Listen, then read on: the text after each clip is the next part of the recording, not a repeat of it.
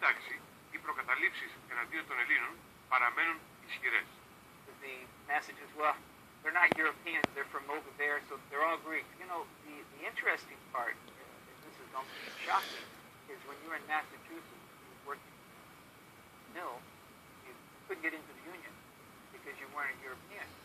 So the Greeks formed their own unions with Turks, Albanians, and Greeks. Had a union because they saw that they were together and they had to struggle against the others as a group. Ανάμεσα στους λευκούς εργάτες και τα συνδικάτα φτιάχνουν οι Έλληνες, οι συγκρούσεις είναι συχνές. Γιατί όταν απεργούν οι Αμερικανοί, οι εργοδότες χρησιμοποιούν τους Έλληνες ως απεργοσπάστες. Strike. They say, we don't need you, we'll hire these Greeks. You know, a case like this happened in the year 1909 in Omaha. They weren't contract laborers, but they were brought in to break a strike. And that caused so much animosity in Omaha, Nebraska, that the Greeks were chased out of Greektown. One of the great signs of discrimination.